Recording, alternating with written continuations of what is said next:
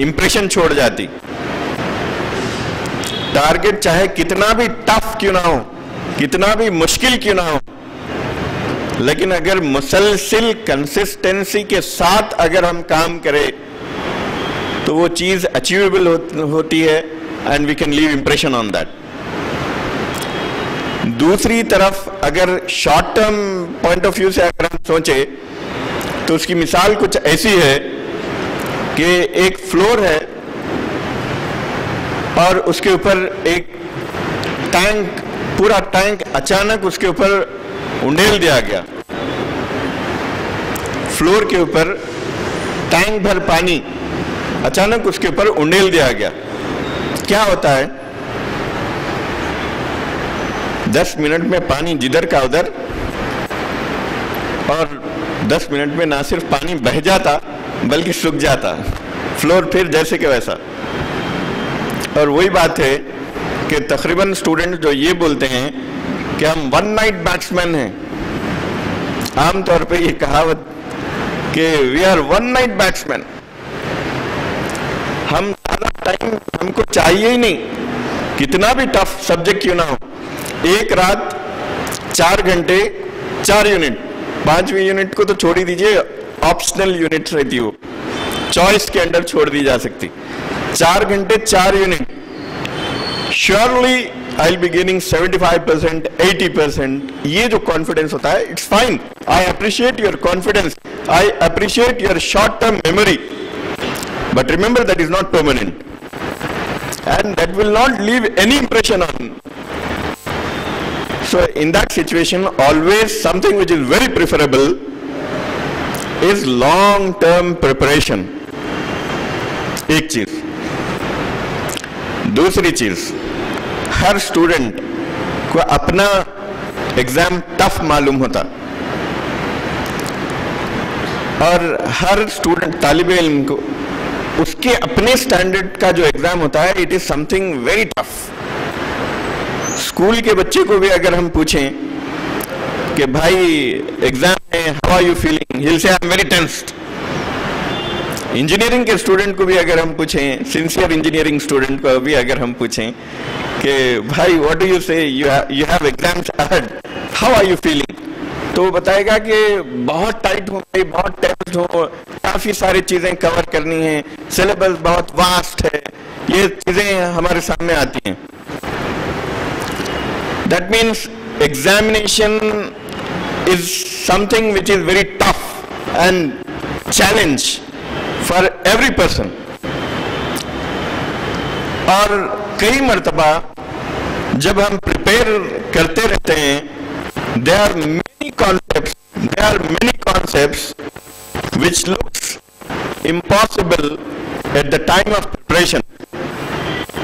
ऐसे महसूस होता है कि भाई सारी चीजें तो पढ़ ली, लेकिन ये 2-3 टॉपिक्स ऐसे हैं जो मेरे बस की बात नहीं होती है। This is very common. Every student come across such situation. Like always remember this example. Whenever you come across this situation, remember this example. वो ये कि आप अपने बचपन में मैग्नीफाइंग ग्लास का एग्जाम्पल पढ़े होंगे। फिजिक्स लेबोरेटरीज में टीचर्स कराते हैं स्टूडेंट्स को, क्या कराते हैं, मैग्नीफाइंग ग्लास हाथ में देते हैं और दूसरे हाथ में पेपर होता है, धूप में जाके बच्चे खड़े हो जाते हैं और पेपर के ऊपर मैग्नीफाइंग ग्लास को जमा देते हैं। क्या होता है उसमें, सब करे हैं ना, चाहे बड़े हो छोटे हो, no one is less than 5th class here.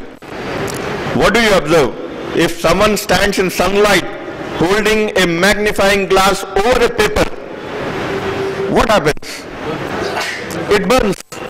True, it burns, really it burns. Yes, you know, it burns only in situation when you don't move your hand. Please make this point very clear, and I think there is some problem.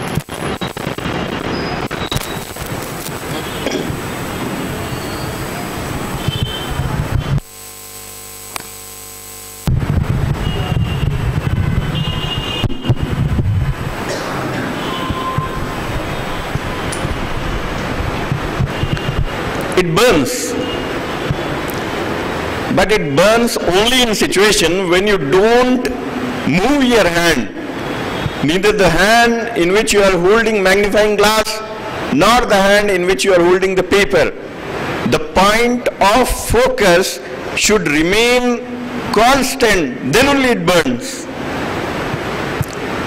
Instead of that, if you just keep moving your hand, will it burn?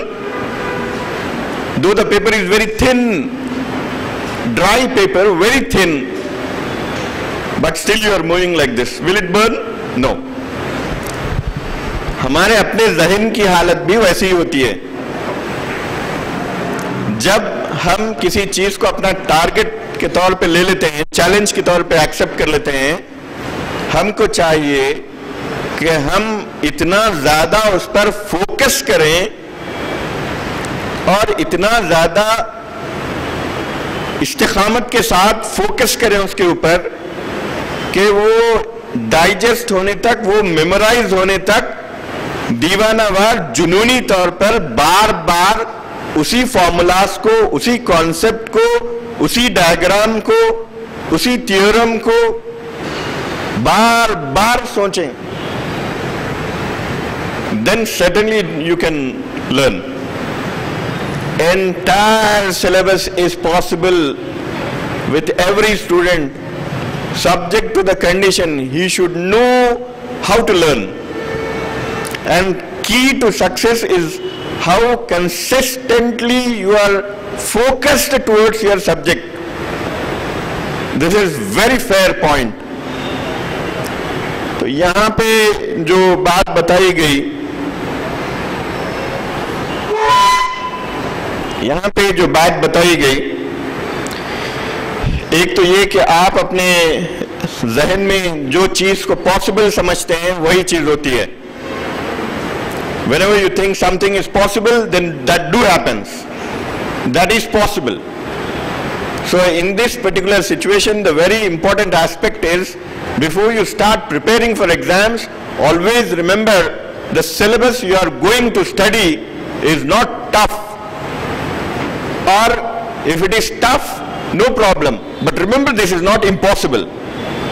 ये opinion हमारे ज़हन में होना बहुत ज़रूरी है। Then only we can read everything, study and digest everything. और ज़हन को पॉजिटिव रखें। यहाँ पे जो बात बताई गई, the mind itself can make heaven of hell or hell of heaven. Completely depends on one's mind. Positive mind is always very important.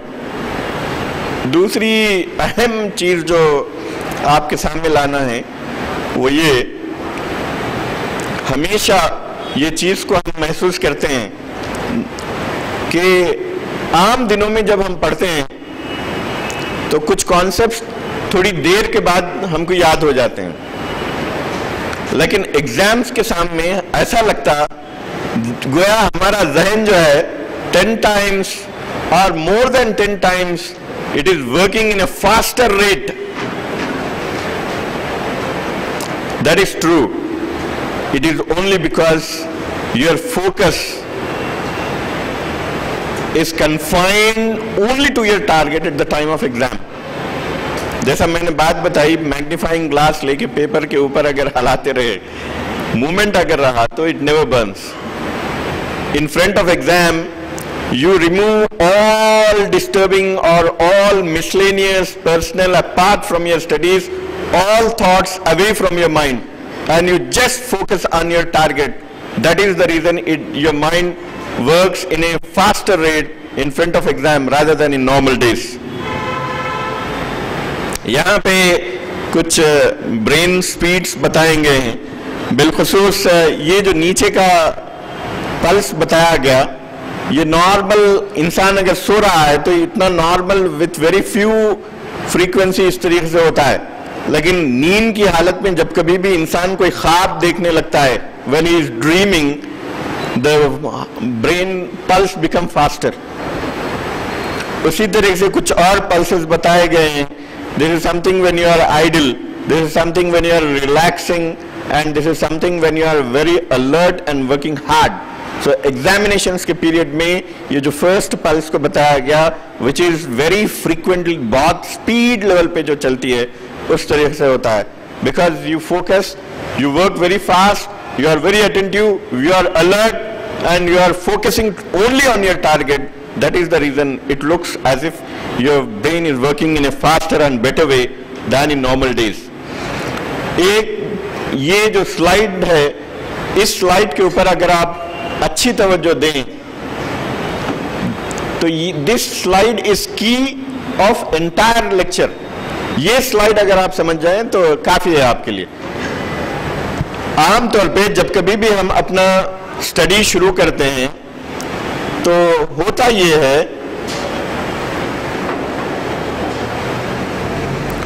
है कि इब्तिदा में हमको ऐसे लगता है कि गोया हम कर्व को पढ़ाई तो शुरू किए हैं लेकिन कुछ हासिल नहीं है. We are reading but we are not in a position to achieve anything. Then gradually you feel as if you are learning and you are also remembering, but in a very gradual level, in a very small level. ऐसे particular situation में जब आप further पढ़ना शुरू करते हैं तो after some time, after half an hour, or for some people depends, vary from person to person, sometime after half an hour or 45 minutes you will reach a point somewhere like here. You will reach a point where you feel as if you forgot where you are. You will forget your environment something after 45 minutes of your start of your study. और आपको ऐसे लगता गोया आप जब पढ़ रहे हैं तो सारी की सारी चीजें जहन में उतर रही हैं, इतना रफ्तार से आपके जहन में उतर रही हैं चीजें, और आप सारे चीजों को इस कदर भूल गए गोया you don't feel as if where you are, you don't remember where you are. You completely dip yourself in your studies.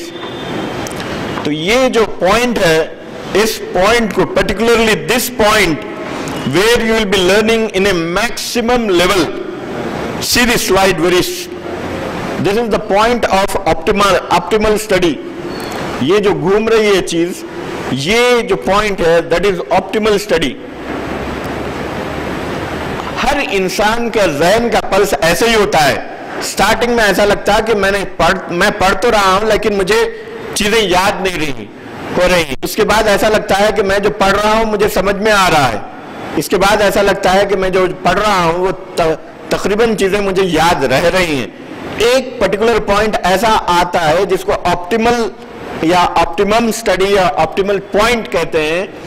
वो एक ऐसा पॉइंट होता है जहां पे आपको ऐसा लगता है कि whatever I am studying, I am able to remember everything. This is common with every human being. Wise people, अक्लमंद लोग वो हैं, तालिब इल्म, intelligent and wise students are those who safeguard, who protect this particular duration. ऐसे particular point में 45 minute की study के बाद जब आप ऑप्टिमल पॉइंट पर पहुंचते हैं, अगर वो टाइम पर अगर आपके व्हाट्सएप पे मैसेज आ गया, फोन की बिल बजना शुरू हो गई, घर पे कॉल बिल आ गई, आपके दोस्त बाहर से पुकार दिया आपका नाम, आपको अचानक याद आया कि आपको एक और काम भी करना है. Remember, entire duration is waste. अगर आप 2 घंटे बैठते हैं जिसमें ऐसे लगता है कि 45 मिनट्स लगे हैं ऑप्टिमल पॉइंट को पहुंचने के लिए, इसके बाद धीरे धीरे वो ग्राफ डाउनफॉल भी होती है. After duration of 1.5 hour you feel अब मैं थक गया, मैं अब और ज्यादा चीजों को याद नहीं कर पा रहा हूं, and your interest, your focus starts diluting. धीरे धीरे जाके योर कंसंट्रेशन कोलैप्स. ये जो कर्व है, this is normal. So intelligent and wise people are those who protect that concentration at the point when they reach optimal point, at the time when they reach optimal point. So remember, whenever you sit for study, please switch off your mobile. Please inform your parents you are sitting for study. Don't disturb for next 2 hours or next 4 hours. Don't tell whatever source of disturbance is possible, inform them not to disturb. Switch off your mobiles. Looks tough, but that is very important. You know, I tell you the fact, even during my PhD study, when I used to sit and refer papers, technical papers, trust me, I used to switch off my mobile.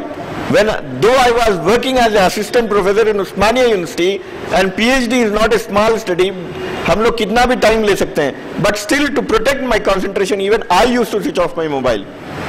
You people are still in a very crucial stages. आपको settle होना बहुत लंबा period है और settle होने के लिए यहाँ पे तो आप लोगों के लिए जरूरी है कि आप इतनी तवज्जो अपनी स्टडीज के लिए दें.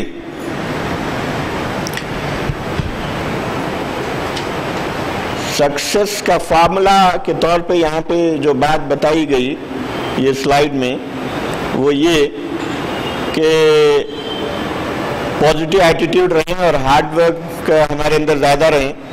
दूसरी चीज ये कि we should also have common sense. Particularly आप कोई भी काम करें, one should have these qualities. I will not go in detail of every quality because there are 3-4 slides where I will go in detail because of lack of time, due to lack of time. एक ये कि common sense रहे, positive attitude रहे, vision रहे, dedication और ethics रहे, management skills और team work रहे, courage to face challenges. Good health is also, maintaining good health is also very important. And give more than you get. फिर daily activities हमारे किस तरीके से होना चाहिए. एक चीज ये कि स्मार्ट डिसीजंस होना हमारे लिए बहुत जरूरी है. पर्टिकुलरली ये स्लाइड में मैं सिर्फ एक वर्ड को एक्सप्लेन करते हुए आगे बढ़ूंगा. That is get ready to make sacrifice. Smart work होना चाहिए, उसके साथ ही साथ कुर्बानी देने के लिए तैयार हो. You should get ready to sacrifice. What do you sacrifice at this time? Your interest in mobile, your strength. Truly speaking, I really feel this is the right term.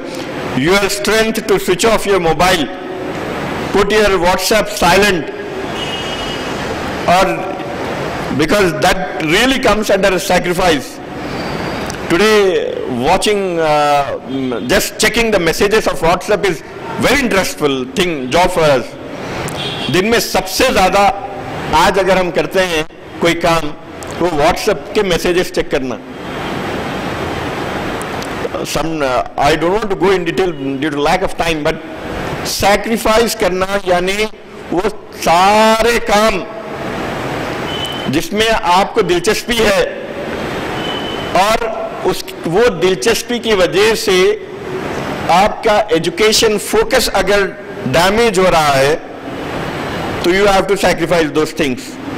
Optimal point जो graph बताया गया आपको, वो graph में optimal point पहुंचने के बाद अगर कुछ डिस्टर्बेंस आ रहा है तो due to whatever reason the disturbance is, you have to sacrifice that. It may differ from person to person, but you have to sacrifice that. और जब कभी भी टारगेट सेट करें, बी ऑप्टिमल. किसी का लेक्चर सुन लिया और इतना जज्बे में आ गए कि हाँ भाई आने वाले एग्जाम्स में मैं टॉप कर रहा हूं. माशाल्लाह, वेरी गुड. अल्लाह से दुआ कीजिए, मेहनत कीजिए. मेहनत करना हमारे हाथ में है, नताइज देना अल्लाह के हाथ में है. Good to have positive mind, but don't bluff yourself. Targets जो है उतने ही रखें जो रीचेबल हैं. ये जो स्टेयरकेस का स्लाइड है, please concentrate very keenly. This is one slide, but this will give lot of insight in your life. Please watch it. आप ग्राउंड लेवल पे हैं और आपका टारगेट फर्स्ट स्टेप लेवल पे है. Because it is only one step you can easily jump and reach it. And the moment you jump, you will gain confidence. Watch it very keenly. It will bulge down. Confidence आ गया. Now it got bulged. The size has increased. फिर नया target रखें, फिर उस आहिस्ता jump लगाएं. उसके बजाय अगर आप स्टेप बाय स्टेप ना जाने के बजाय अगर आप ग्राउंड से टॉप लेवल पे रखें तो you will bounce yourself back. So this is very important. I think you got a lot of insight by watching this single slide. And always remember, the statement is quoted from APJ Abdul Kalam's. अच्छा, ये repeat करने के लिए ख्वाहिश की जा रही है. एक मरतबा आप फिर देख लीजिए. बॉल और star. Ball indicates your personality and star indicates your target. One jump, you have achieved your target, and this has increased your confidence level. फिर और एक नया target, then you will jump and you will also achieve that. Instead of that, from ground level, if you target for the top, you may bounce yourself back. So protect yourself. दूसरी ये जो बात बताई गई नीचे का last statement APJ Abdul Kalam साहब का, with armed with technology and love for my nation, I realize small aim is crime. छोटे मकासद जिंदगी में रखना गुनाह है. एक और मुकाम पर APJ अब्दुल कलाम साहब बताते हैं, ड्रीम एक और dream then convert dreams into thoughts, later into action. ख्वाब देखना चाहिए, फिर ख्वाब से ख्याल को पैदा करें और ख्याल से उसके ऊपर इम्प्लीमेंटेशन यानी एक्शन होना चाहिए. जब ये बात बताई गई कि ड्रीम, तो कुछ लोगों को सोचने में पड़ गया कि इतना ड्रीम करेंगे तो कितना सोना पड़ेगा हम लोगों को. उसका जवाब APJ अब्दुल कलाम साहब बताते हैं, dream is not that what you see in your sleep. Dream is that which doesn't let you sleep.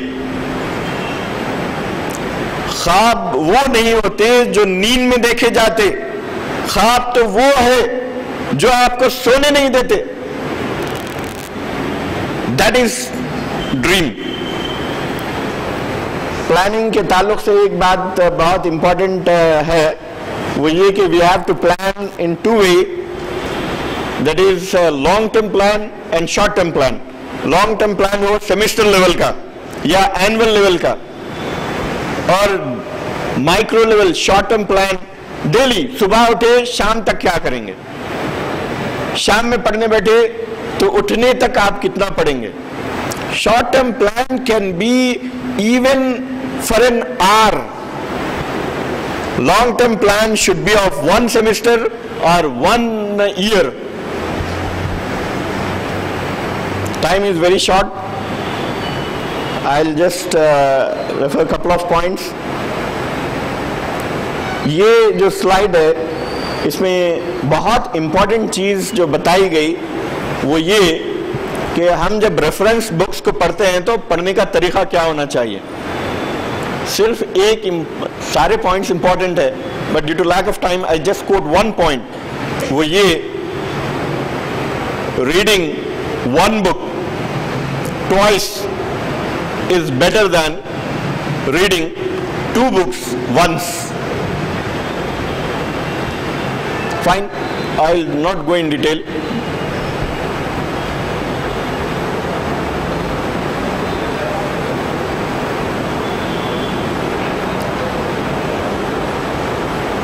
Notes बनाने का क्या स्टाइल होना चाहिए.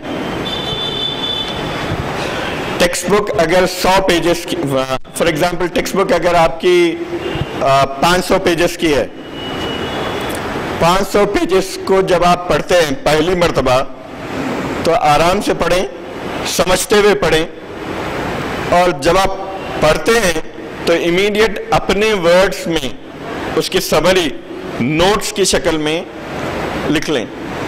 और जब नोट्स लिखें, याद रखिए 500 पेजेस की बुक का अगर आप नोट्स बनाते हैं तो that should be 50 pages only. 500 pages की नोट्स और एक 500 पेजेस की बुक नहीं आना चाहिए। So that should reduce. Then when you read for the second time, don't read textbook. Recollect your subject, revise your subject through your notes.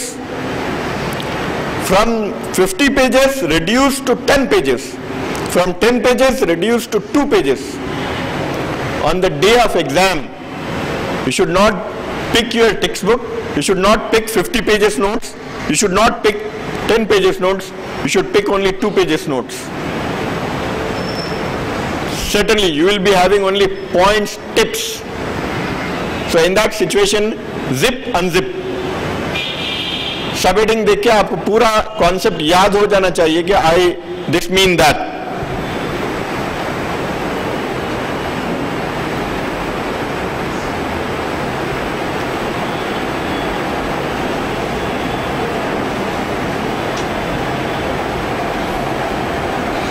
Revision करने का क्या तरीका होना चाहिए?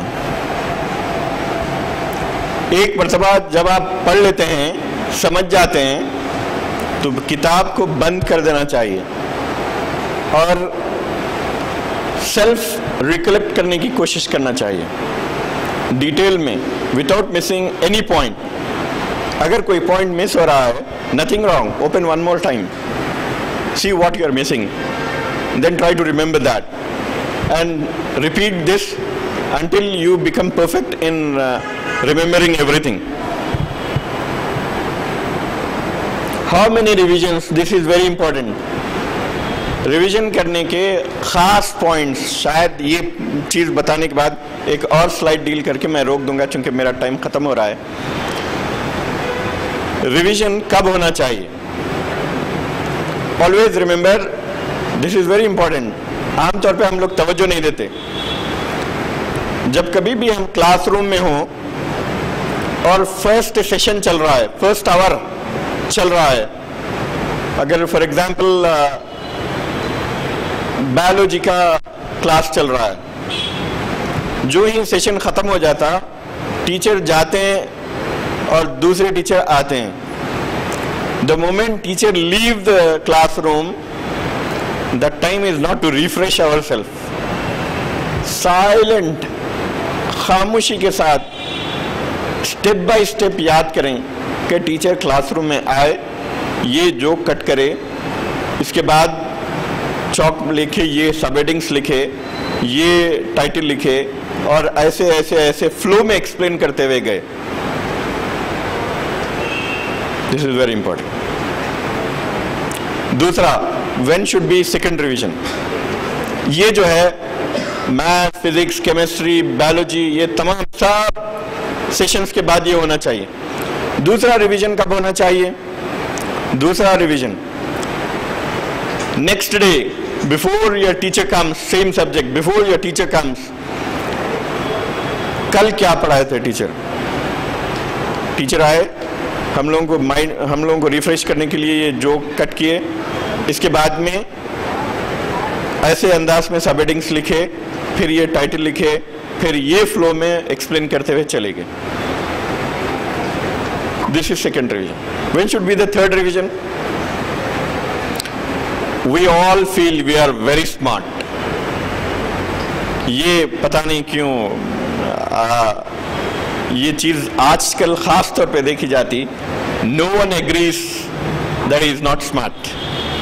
Everyone feels he is very smart. और अगर किसी को बोले कि भाई you are not that smart, he will never talk to you anymore. किसी को कुछ बोलना ही नहीं है। तो ऐसे particular situation में, if you really want to test yourself how much smart you are, do this third revision. What is this third revision?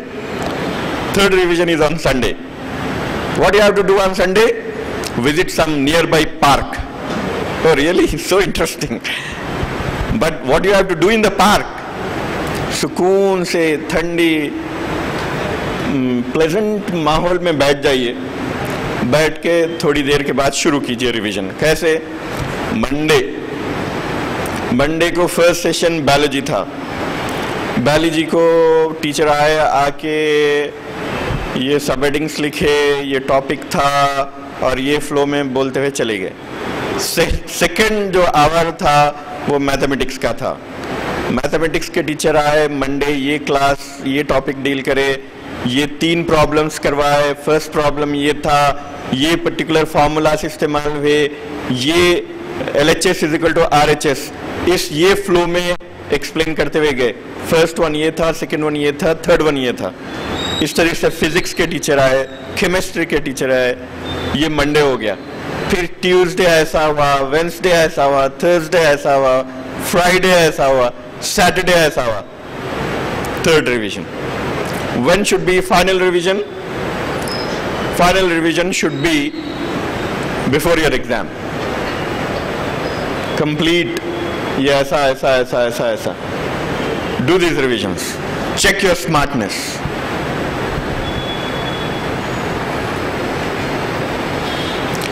एक आम बात है, एग्जाम्स जब कभी भी आते हैं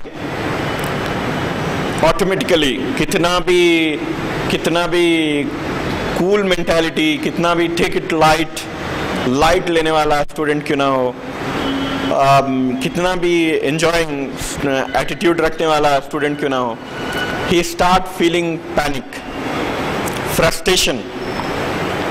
late me tell you very common.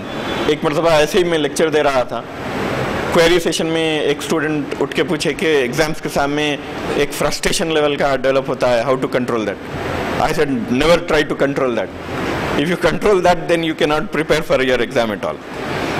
This is common, this is natural, this should happen. If this is not happening, then there is something wrong with you. That should happen.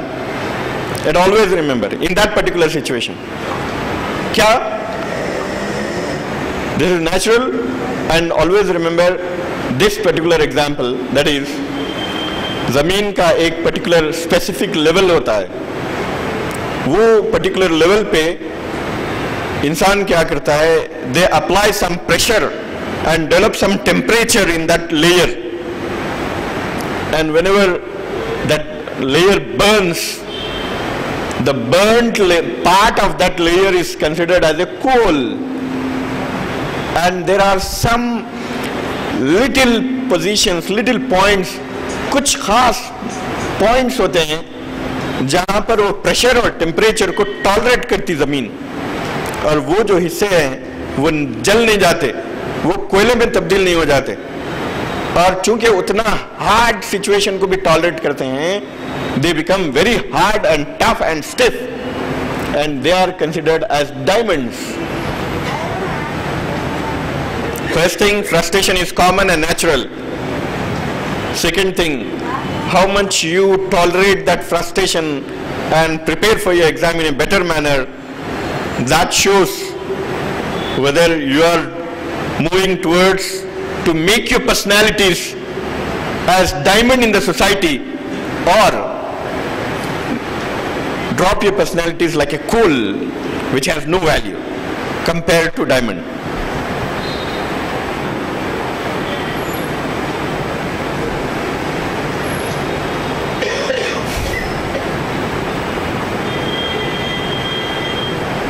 Anyway, time is up. I don't want to go in further.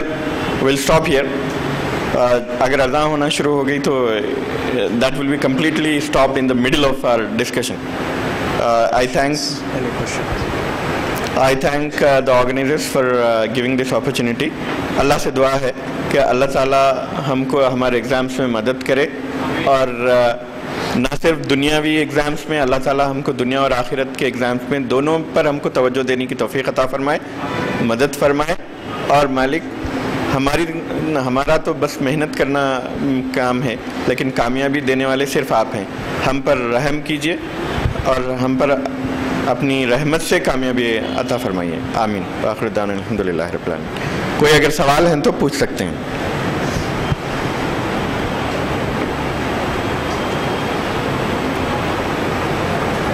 From World Cup matches.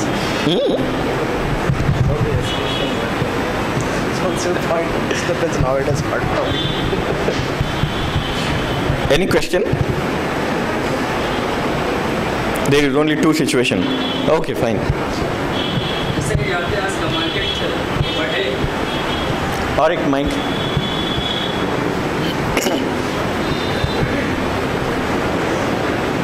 Please come close. अस्सलाम वालेकुम। आज का market जो है, बच्चे original text books नहीं पढ़ते हैं, वो ऑल इन वन पे ज़्यादा तवज्जो देते हैं, तो उसके बारे में आपका क्या ख्याल है? एक चीज़ ये कि चाहे वो इंजीनियर बनना है, डॉक्टर बनना है, या कोई भी प्रोफेशन में टॉप लेवल पे अगर पहुंचना है, तो this is never possible from study material. ये जो guides, study material, all in one, ये आपको कुछ लंबा साथ देने वाले नहीं हैं। मैं आपको छोटा एग्जाम्पल देता हूँ। उस्मानिया यूनिवर्सिटी में फाइनल ईयर स्टूडेंट्स को रिक्रूट करने के लिए कुछ कंपनीज आती हैं, और इतने कंपनीज आती हैं कि हर स्टूडेंट के हाथ में 3-3 अपॉइंटमेंट लेटर्स होते हैं, and it is their option कौन से कंपनी को ऑप्ट करें। लेकिन सारे कंपनीज बराबर के कंपनीज नहीं होती हैं। कंपनीज को मेजर करने के कई पैरामीटर्स होते हैं। हम देखते हैं सैलरी के मैटर में, क्योंकि this is understood by everybody. कुछ कंपनीज होती हैं 12 लाख पर एनम देने वाली, कुछ कंपनीज होती हैं 14 लाख पर एनम देने वाली, कुछ कंपनीज होती हैं 8 लाख पर एनम देने वाली, कुछ कंपनीज होती हैं 4 लाख पर एनम देने वाली। वो स्टूडेंट्स जो study material, all in one, spectrum, hi tech, professional, something, this XYZ, जो लोकल पब्लिशर्स हैं, ये किताबें पढ़ने वाले सिवाय 3.5 लाख और 3 लाख या 4 लाख पर एनम का जो है, सिर्फ वही कंपनीज में ये लोग अब्जॉर्ब होते हैं। और ये जो कंपनीज हैं, एट वंस जब वो लोग आते हैं तो ऑलमोस्ट 150 बच्चों को रिक्रूट कर लेते, 100 बच्चों को रिक्रूट कर लेते, विच is very big number, isn't it? वेराज core companies जो 14 लाख 12 लाख देने वाली होती हैं, वो उस्मानिया जैसा प्लेस जहाँ पे इंटायर स्टेट का क्रीम लेयर आता, एमसेट के तो टॉपर्स आते, उसमें से सिर्फ एक बच्चे को लेते हैं, 2 बच्चों को लेते हैं, मैक्स 3 बच्चों को लेते हैं। There are many companies